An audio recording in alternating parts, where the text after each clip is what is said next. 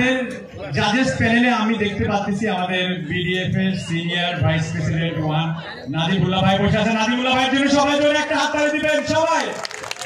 আজকে যত কুকুর বিড়াল হাঁস মুরগি দেখতে পাচ্ছেন এগুলোর প্রত্যেকটার জাজিং চলতেছে।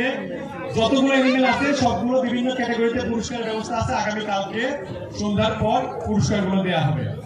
ধন্যবাদ। এই ফার্মের একজন আছেন, একটু গরু বিস্তারিত জানতে চাই। আমানিয়া এগ্রো ফার্মের পক্ষ থেকে প্রথমে নামটা আমানিয়া হলো কেন এটা জানতে চাই। অনেকে হয়তো আমাদেরকে চিনেন, আমরা হচ্ছে আমানিয়া বেকারি, তো এখান থেকে আর কি আমানিয়া নাম। বেকারিটা না কিন্তু বেকারি তৈরি হয় নাকি? খুব স্মার্ট, আপনি বড় হলে অনেক বড় হবেন ইনশাআল্লাহ। আর কি একটাই এটার ব্যাপারে একটু বলেন এবং দামটার সম্পর্কে এটা আসলে বেসিক্যালি ব্রাহ্মণ ক্রস,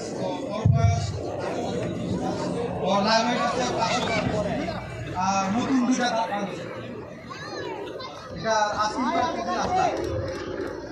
ধন্যবাদ। ধন্যবাদ আমানিয়া এগ্রো। এরপর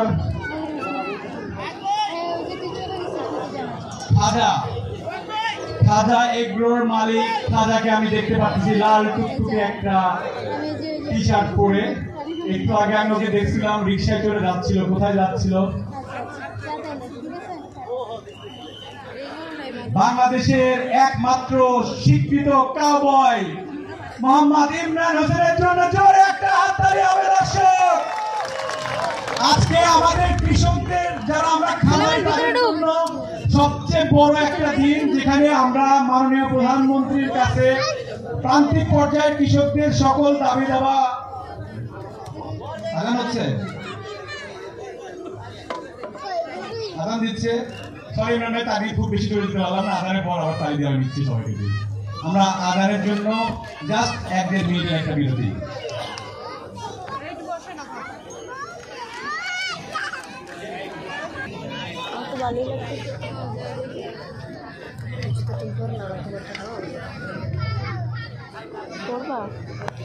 দর্শকবৃন্দ এবং আমার প্রিয় খামারি ভাইরা, আসসালামু আলাইকুম। আপনারা অনেক কষ্ট করে বসে আছেন। আমরা এখন আমাদের গরু উপস্থাপন করবো। 1 মিনিট আমরা সবাইকে রিকোয়েস্ট করবো, সবাই অনেক জোরে একটু করতালি দিব ইমরান ভাইয়ের জন্য, কারণ আজকে উনি আমাদের খামারের জন্য যেটা করছেন এটা আমাদের ক্যাপিটাল সেক্টরে স্মরণীয় হয়ে থাকবে। এবং আমরা বিশ্বাস করি মাননীয় প্রধানমন্ত্রী উনি যে প্রস্তাবগুলো দিয়েছিলেন সেগুলোর যদি 10% উনি মেনে নেয়, তাহলে আমাদের অনেক খামারিদের যে স্বপ্ন ছিল, যে দুঃখ ছিল, সেটা অনেক কমে যাবে। সবাই